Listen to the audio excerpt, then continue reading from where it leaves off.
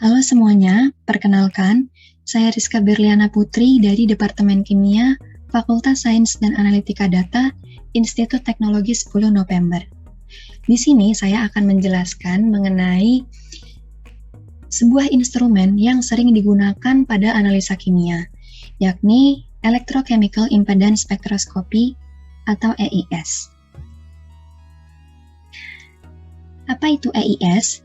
EIS merupakan suatu metode yang digunakan untuk menganalisa respon elektroda yang terkorosi terhadap sinyal potensial AC pada rentang frekuensi yang sangat panjang. Kisarannya sekitar 0,1 Hz sampai 100 kHz atau 100 kHz sampai 10 MHz. Lalu bagaimana prinsip kerja dari EIS? Prinsip kerja EIS adalah mengukur impedansi suatu material pada rentang frekuensi tertentu. Impedansi sendiri merupakan hambatan atau tahanan ketika diberi arus listrik bolak-balik atau AC. Sehingga, melalui pengukuran impedansi dapat diketahui sifat elektrik, khususnya konduktivitas dari suatu material. Melalui EIS, kita juga dapat mengetahui kinerja dan efektivitas inhibitor dalam menghambat laju korosi dari suatu material. Inhibitor dapat menghambat laju korosi karena adanya inhibitor dapat menyebabkan terbentuknya suatu lapisan pada permukaan material yang bertindak sebagai isolator listrik, sehingga dapat menghambat polarisasi dari material tersebut. Lalu, apa saja aplikasi EIS ini? EIS sering digunakan untuk mengukur membran pada fuel cell, digunakan juga untuk analisis material anoda baterai, dan analisis korosi. Selanjutnya adalah analisa instrumen EIS. Jadi pada instrumen EIS ini terdapat beberapa bagian. Yang pertama ini ada corrosion test cell. Di sini terdapat larutan elektrolit, kemudian ada 3 buah elektroda, ada elektroda bantu, elektroda pembanding, dan elektroda kerja, yang mana ketiga elektroda ini dihubungkan dalam sebuah potentiostat. Di sini juga terdapat pada elektroda kerja ini terdapat spesimen atau sampel yang diuji. Sebagai contoh di sini adalah plat baja, dan ini merupakan area yang terukur.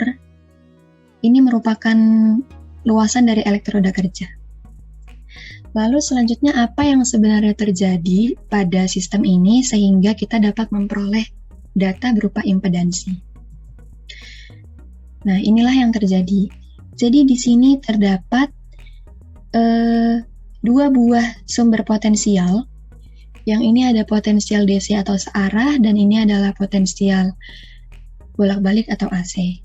Kedua potensial ini dihubungkan pada sebuah pengontrol tegangan umpan balik, yang mana tegangan yang dihasilkan ini nantinya akan dialirkan ke sel elektrokimianya. Nah, sel elektrokimia ini kan, pada sel elektrokimia ini terdapat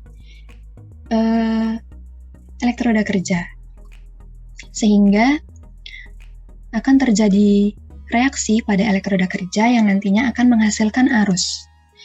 Arus ini kemudian akan dihasilkan, dari arus ini akan dihasilkan nilai impedansi. Nilai impedansi yang dihasilkan ini terdapat 2 jenis. Yang pertama adalah nilai impedansi real dan nilai impedansi imajiner. Kemudian kedua data ini akan diolah dan dibaca oleh komputer. Lalu data apa yang kita peroleh dari hasil pembacaan komputer? Nah, inilah data yang diperoleh. Dapat berupa Nyquist plot dan body plot. Nyquist plot sendiri merupakan diagram hasil pengukuran yang menyajikan data spektra impedansi yang menyatakan hubungan antara impedansi real dengan impedansi imajiner. Jadi ini merupakan impedansi real dan ini merupakan impedansi imajinernya. Sedangkan body plot merupakan diagram yang menyatakan hubungan antara frekuensi dan fase. Nah, kemudian ada interpretasi Nyquist plot dan body plot. Pada Nyquist plot, bentuk kurva impedansi pada kurva yang berwarna hitam dan merah yang menyerupai semi setengah lingkaran tadi menunjukkan bahwa material memiliki hambatan atau impedansi yang tinggi, sehingga sulit untuk mengantarkan arus listrik. Ini, saya kembali ke sebelumnya. Di sini terdapat semi setengah lingkaran pada bagian yang berwarna hitam dan merah ini. Nah, artinya, jika material tersebut memiliki hambatan atau impedansi yang tinggi, maka akan sulit menghantarkan arus listrik, sehingga semakin sulit mengalami korosi. Sedangkan pada ketiga kurva lainnya, nah ini untuk kurva yang berwarna hijau, ungu, dan biru ini,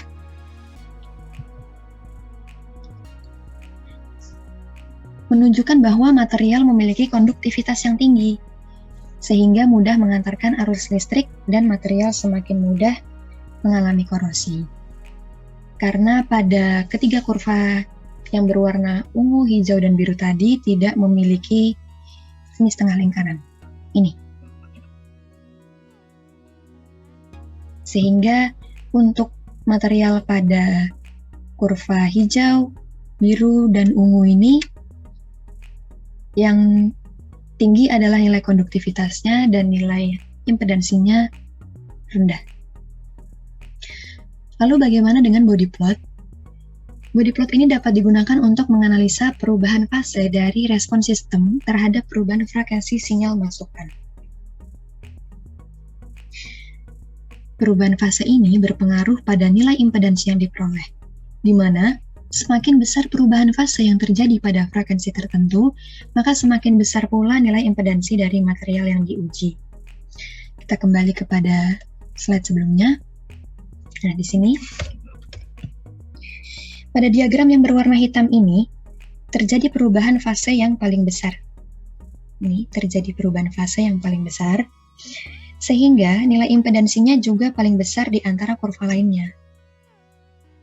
Hal ini dibuktikan melalui Nyquist plot ini. Tadi kan telah disebutkan sebelumnya bahwa yang memiliki bentuk semi setengah lingkaran memiliki nilai impedansi yang besar. Begitu pula dengan yang berwarna merah. Sedangkan pada kurva yang berwarna hijau, biru, dan ungu ini, perubahan frekuensinya tidak terlalu besar, tidak sebesar yang berwarna merah dan hitam, sehingga menghasilkan nilai impedansi yang tidak besar pula.